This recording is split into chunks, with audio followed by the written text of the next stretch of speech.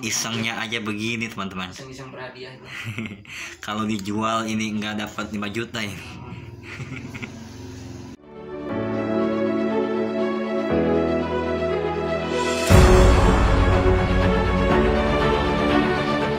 Assalamualaikum warahmatullahi wabarakatuh. Selamat datang di channel Jaji 95. Apa kabar teman-teman? Semoga sehat selalu, dimurahkan rezekinya, amin ya robbal alamin. Baik, di video kali ini saya sedang bersilaturahmi kepada salah satu seniman yang ada di Kecamatan Ciomas, tepatnya di Kampung Cibarunai Masjid. Ini kebetulan merupakan tetangga kampung, tetangga RT. Alhamdulillah sudah bersama saya Al Ustadz Sibro Malisi. Assalamualaikum Kang. Waalaikumsalam warahmatullahi wabarakatuh. Bagaimana keadaannya nih? Alhamdulillah sehat-sehat. Nah, ini adalah Akang Sibro Malisi. Boleh dipanggil Akang Ustadz, boleh dipanggil Abang, boleh dipanggil Bapak, boleh. Waduh, bisa aja ini Akang ini. Kalau dipanggil Bapak masih muda, tapi kenyataannya udah punya anak gitu. Oh, gitu. Ya, alhamdulillah. Kang Sibro ini sekarang sudah berumah tangga. Sudah berapa anak Kang? Alhamdulillah baru satu. Baru satu. Mau nambah? Atau iyalah. Kalau yang ada Udah gitu aja lah. Ya, ini di kediaman istrinya ya. Kalau aslinya dari mana Bang? Saya dari Gunung Kencana. Gunung Iya, Kencana. masih ya? satu desa ya. Oh, Kita masih berarti satu desa ya. satu Tapi beda desa. kampung. Beda kampung kita. Berarti hijrahnya dekat. Hijrahnya dekat. Cuma melewati Kali Cisuar doang. Baik, Akang Sibro ini adalah seniman kaligrafi yang ada di Kecamatan Ciomas. Saya kenal beliau ini alhamdulillah sudah lama, bahkan waktu saya kecil pun suka digendong-gendong ini sama Akang Sibro ini. Begitu ya? Iya. Saya lupa lagi waktu itu. Jadi saya anggap sebagai kakak saya sendiri ini. Iya. Alhamdulillah berkah panjang umur saya bisa sowan atau bersilaturahmi ke sini.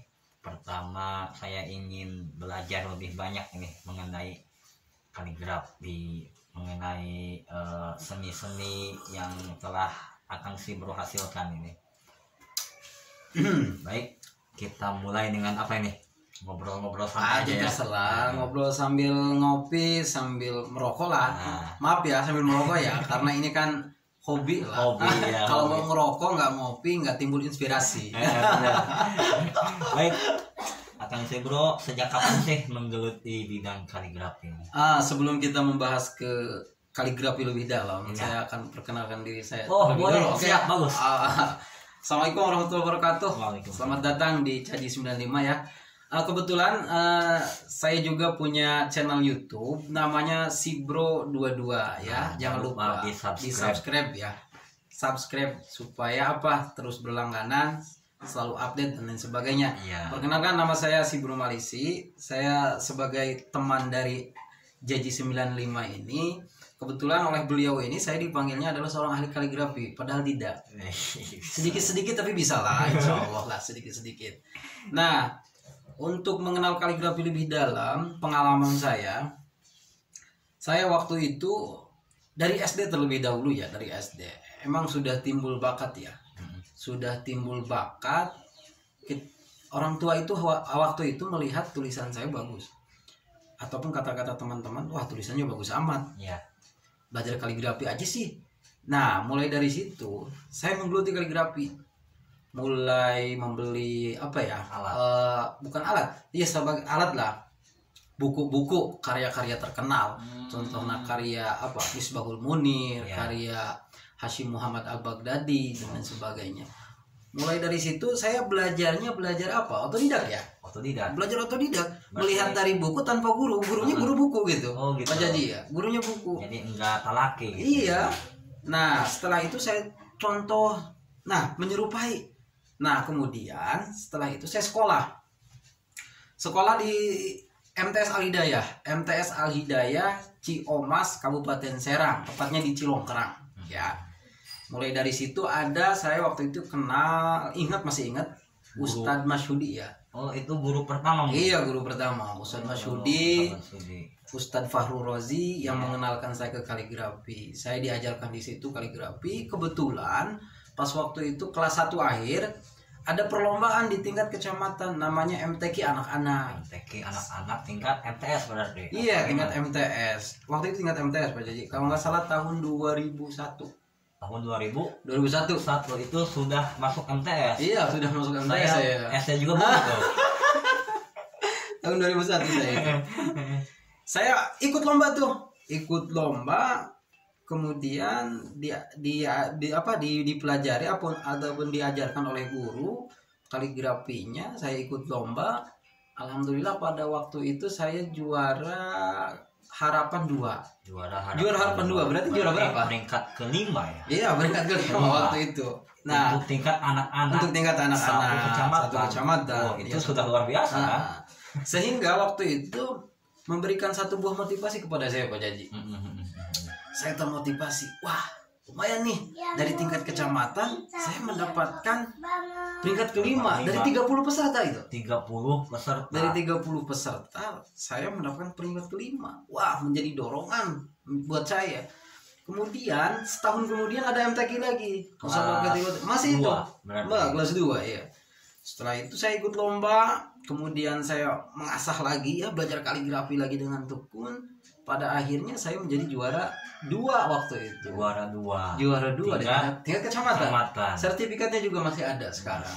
Iya. Ya nanti kita bisa lihat ya karya-karya terus penghargaan yang sudah diraih nanti ya. Bisa ditunjukkan kan? Bisa ditunjukkan. Alhamdulillah kemarin juga pada tahun 2021 ya, 2021 mewakili Kodim Kabupaten Serang menjadi juara kaligrafi tingkat korem. Allah. Tingkat korem, pialanya juga ada ya. Tingkat korem. Sekarang saya lagi mendidik siswa yang akan berlomba di tingkat provinsi Banten. Namanya Neng Sita kalau nggak salah itu, dari Kampung Petei, dari Madrasah Diniyah Muawanah ya. Iya. Tolong yang warga Ciomas Kabupaten Serang dukung ya. Minta doanya supaya anak asuh kami ini bisa menjadi juara. Amin ya rabbal alamin. Nah, nyambung ke omongan yang tadi Pak Jaji. Ya, siap. Nah, untuk belajar kaligrafi itu butuh keuletan, tidak pusingan kalau bahasa kita. Ulah rungsingan Pak Jaji. Ulah rungsingan. Kudu ulet belajar kaligrafi eta. Emang hasil bagus. Tapi proses yang tidak rumit sebenarnya. Tidak rumit kalau ketika punya kemauan. Tidak rumit. Butuh yang namanya keuletan di situ. Belajar kaligrafi itu. Saya membuka ruang dari beberapa guru. Saya belajar setelah lulus SMA tahun 2008. Ya, saya belajar ke Serang, ke Pak Ustadz Sarwani. Kemudian belajar ke yang lulusan dari Al-Ahyar Cianjur. Pada Ustadz Kang Syihabuddin, kemudian Ustazah Hajah Yayu, beliau adalah salah satu juara di tingkat nasional Pak Jaji pada MTQ nasional tahun berapa kali saya lupa itu, belajar sama beliau. Nah, mulai dari situ saya belajar tidak otodidak lagi. Jadi mulai profesional. Mulai profesional, diarahkan oleh guru. Cara menulis huruf tarikan alif sampai huruf hijaiyah semuanya. Diajari semuanya di situ. Diajarkan gitu ya oleh guru tersebut, tarikan-tarikannya dan lain sebagainya. Mulai dari situ saya terbuka, belajar kaligrafi ternyata seperti ini. Tidak mudah loh teman-teman, ya tidak mudah. Tapi harus butuh keuletan. Untuk ini Kang Ibro, usia yang ideal untuk mulai gitu belajar kaligrafi. Usia yang idealnya untuk belajar kaligrafi itu, sebenarnya untuk belajar kaligrafi itu tidak mengenal usia Pak Jaji. Oh gitu. Iya. Berarti yang pertama adalah kemauan dulu. Oh gitu. Nah, mau itu anak SD, ketika mereka sudah terlihat kemauannya ada aja kemauan untuk menggambar, itu sudah punya bakat. Jadi, menggambar sketch-sketch dan lain sebagainya itu udah punya bakat. Tinggal orang tuanya mengarahkan ataupun gurunya mengarahkan. Begitu. Ya, siap. Berarti walaupun saya sekarang misalkan udah umur dewasa, tapi bisa. Tidak menutup kemungkinan ya. Tidak ada yang tidak bisa. Pasti bisa gitu kan. Tapi nggak mirip hasilnya sama orang-orang yang master itu. Siap. Karena harus emang ya dari dasar itu kan. Iya, dari dasar. Kalau udah gede gini kan pastinya pengennya langsung ke yang wah. Terus kalau saya lihat apa ya hasil kaligrafi itu kok kayaknya beda-beda gitu, lagi bro. Iya, benar beda-beda. Jadi yang membedakan itu apa sih? Ntar dulu Pak Haji. Siap. Iklan. Nih ya kayak yang di tembok ini kan jenis-jenisnya kok beda-beda gitu. Iya. Karena yang membedakan kaligrafi itu kan sebenarnya dari jenis proses pembuatan kaligrafi itu sendiri. Jenisnya. Iya, jenis kaligrafi. Ada yang disebut dengan kaligrafi hiasan mushaf. Ada jenis kaligrafi yang disebut hiasan dekorasi. Kemudian kontemporer. Kalau yang mushaf itu kayak di Al-Quran itu. Al-Quran itu mushaf. Iya benar, itu mushaf. Kalau untuk kontemporer itu biasanya brutal. Iya. Tidak menyerupai huruf Arab yang telah dikaryakan oleh para guru-guru. Jadi brutal. Kalau huruf waw itu bisa dibuat seperti apa aja bisa. Yang penting tidak keluar dari kaidah itu. Dari kaidah. Iya. Oh gitu. Terus untuk jenis tulisannya ini? Jenis tulisan itu kan banyak. Kalau apa ya? Kalau qiraat kan ada 7. Ada disebut qiraat sab'ah ya. Tidak jauh beda kaligrafi pun seperti itu. Berarti ada 7. Ada jenis-jenisnya. Ada jenis-jenisnya. Ada nasah itu dasar banget. Khot nasah. Kemudian khot sulus, diwani jali, kemudian farisi, rik'i ataupun rik'ah, yang terakhir yaitu kupi. Iya, kupi. Terus cara kita mengetahui perbedaannya. Oh, ini mah apa tadi? Nasah ya. Khot nasah. Yang ini mah kufi gitu. Iya. Itu dilihatnya dari mana itu? Itu dilihatnya dari jenis tulisan. Jadi jenis tulisan. Dari jenis jadi tulisan. Ada ciri-ciri sendiri. Ada, punya ciri khas tersendiri. Begitu, Pak Jaji. Nah, sebagai contoh ini nih. Nah, kalau ini nih contoh. Nah, ini adalah hot sulus. Nah, ini adalah salah satu hasil karya beliau. Bisa dilihat. Nah, ini adalah apa ini? Sebagai nama ya. Nama anak. Nama anak itu yang dibuat kaligrafi. Ini bahannya dari kertas pelangi nih. Tinggal cara ngegoresnya menggunakan bambu, cuma menggunakan bambu. Nanti akan timbul warna seperti ini. Otomatis? Iya, otomatis. Otomatis tanpa menggunakan pewarna dan lain sebagainya. Iya. Itu hanya menggunakan bambu doang. Ini akan timbul warna seperti ini. Ini lumayan. Kalau ketika kita sudah punya kreativitas, ya ini akan menjadi nilai jual yang lumayan. Ya, nilai jual yang lumayan ini. Ini, nah, tadi kan perbedaan jenis tulisan kan ya. Kalau yang ini apa ini? Ini hot sulus Pak Jaji. Hot sulus. Iya, hot sulus. Ini lebih ke arah hot sulus ya. Iya. Nanti untuk lebih detailnya nanti dibuka aja lah di YouTube. Banyak ya. YouTube siapa aja itu bebas.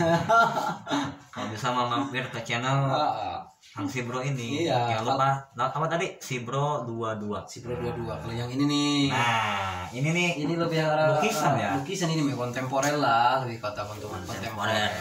Itu bahannya dari kanvas Pak Jaji. Dari kanvas. Benar. Kalau kertas biasa bisa nggak Kang? Bisa. Nah, ini tema pemandangan ini. Tema pemandangan ini. Pemandangan alam. Itu dari hasil imajinasi Kang Sibro tuh ya? Iya, dari hasil imajinasi.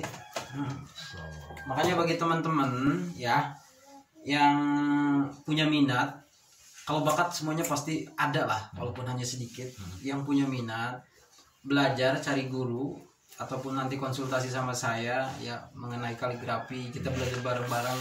Saya juga masih belajar. Alhamdulillah ketika kita mau belajar maka akan menimbulkan yaitu satu buah yang namanya kemanfaatan, keberkahan. Amin. Iya, begitu. Bahkan di kesibukan saya sehari-hari selalu ada job untuk menghias beberapa masjid Pak Jaji. Oh, masjid juga ya? Oh, masjid. Jadi selain di media kanvas berarti masjid juga saya terima Iya. jasa lukisan juga, melukis sekolah, kemudian lukisan dinding rumah dan lain sebagainya gitu. Ada partner saya yang di Serang di Pakupatan, sekarang beliau membuka satu buah sanggar namanya Balu Arti. Balu Arti ya teman-teman, silakan apabila ke itu partner Serang mampir di mana? di Pakupatan, Pakupatan. depan Terminal ya? Iya, bukan depan terminal, depan kampus Uniba ya. Uniba Itu Iya. Universitas Bina Bangsa ya. Bina Bangsa. Uniba. Ada beberapa masjid, salah satunya Jakarta Pusat, itu karya saya. Kemudian di Kabupaten Serangnya di Rumah Sakit RSUD Prawira Negara itu, Derajat Prawira Negara, itu juga karya saya. Di rumah umum. Iya, rumah sakit Jadi umum. kemarin saya tuh ke rumah sakit ya, Hmm. waktu bawa itu waktu apa? Saudara kakak saya di rumah sakit, saya ke sana kan ke ininya ke masjidnya. Saya lihat ini di dinding-dindingnya nih. Ciri khasnya itu ada sih. Oh iya. Artinya mulai curiga. Udah curiga, jadi dari tarikannya ini Kang Sibro bukan ini. Karena kenapa, lihat hiasannya tuh identik gitu. Iya. Itu di rumah sakit karya Kang Ibro ya ternyata ya. Iya, itu karya saya, salah satu karya saya. Untuk lokasi yang paling jauh untuk pembuatan kaligrafi di mana? Di daerah Lampung. Di Lampung Nyebrang. Lampung Selatan Nyebrang saya. Tahun berapa itu? Waktu itu tahun 2014. 2014, sekarang 2022. 2022. Iya, Gila, lumayan lama. lumayan lama. Terus itu kalau misalkan hasil goresan Kang Ibro di masjid-masjid, kalau sudah lama gitu suka dikontrol nggak? Sama saya. Iya. Karena itu makan ini tergantung komitmen awalnya dengan pihak BKM. Misalkan kalau warna udah pudar nih gitu kan. Enggak, itu mah Enggak, jadi itu mah resiko di sana ya. risiko di sana itu. Gitu. Untuk kualitas insya Allah dijamin di atas Iya. 10 tahun lah. 10 tahun. Karena peralatannya juga kan luar biasa ya. Luar biasa, lumayan. Catnya juga kan lumayan. Catnya. Nah, cat bermerek, catnya biasa digunakan cat Mawilek Pak Jadi. Mawilek. Untuk ya. Baiklah teman-teman, itulah tadi sekilas tentang sejarah dan pengalaman-pengalaman dari Akang Sibro selaku kaligrafer. Dan selanjutnya kita akan melihat karya-karya beliau ya. Boleh ya? Iya. Boleh. Sebelumnya ngopi dulu. Kita sudah biasa untuk satu gelas ini berdua gitu. Bahkan rokok juga kadang-kadang joinan. Nah, teman-teman, inilah buah dari perjuangan Kang Sibro. Festival Kesenian Merawis dan Kaligrafi dalam rangka Komsos. Apa Komsos? Begitu aja lah. Saya juga tidak tahu itu. Komsos Kreatif Korem 04 Tidak bisa, Pak. Triwulan 3 tahun 2020. Itu jadi mah. Kayak duita kayak. Yang ini adalah juara 1 lomba kaligrafi dalam rangka Komsos Kreatif Kodim 0602 Serang tahun 2020. Ya, Nek. Allah.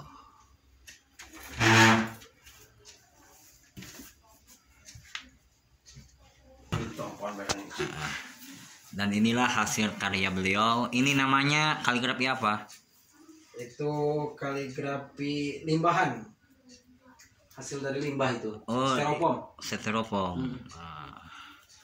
Ini dibacanya apa ini? Zayyinu manazilakum bi sholati wa qiraatil Qur'an. Zayyinu. Hiasilah rumahmu dengan sholat dan bacaan Al-Quran. Wih. Jadi bernilai dakwah. Ada kaligrafi kontemporer ya? Iya, kontemporer itu.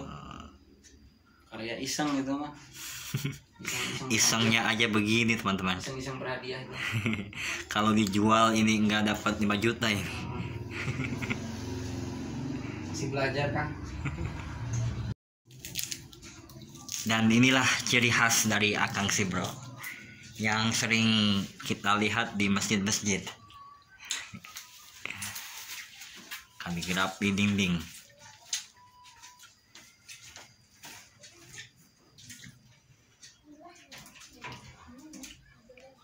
Kita zoom. Meeting. Nah, ini goresan-goresan dari tangan si Bro Malisi Art, si Bro 22.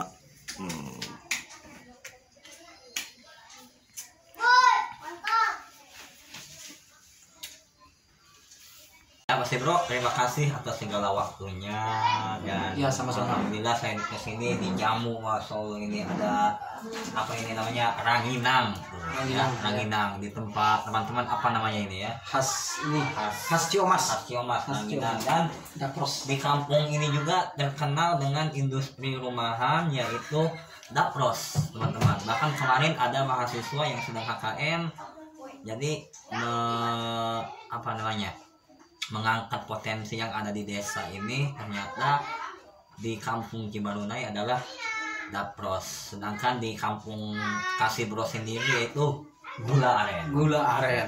Jadi lah lain waktu kita mampir ke Gunung Kancana, Iya, iya. sediakan kok ini gula aren. Siap, gula aren banyak. Ya. Baik teman-teman, itulah bincang-bincang santai kami. Semoga ada manfaat yang bisa diambil. Amin. Dan kepada teman-teman jangan lupa like, subscribe, dan bagikan kepada yang lain. Jangan lupa mampir ke channel Si Bro 22. Subscribe, like, komen, dan bagikan. Selain Akang Si Bro, ada juga teman kami yaitu Endang Supriyadi yang mempunyai channel tutorial dan Kabar Langit. Sekarang ganti channel ya, namanya apa tuh? Iya, Umar Bakri Umar 13. Bakri 13. Ya, itu saja. Mohon maaf atas segala kesalahan. Wassalamualaikum warahmatullahi wabarakatuh.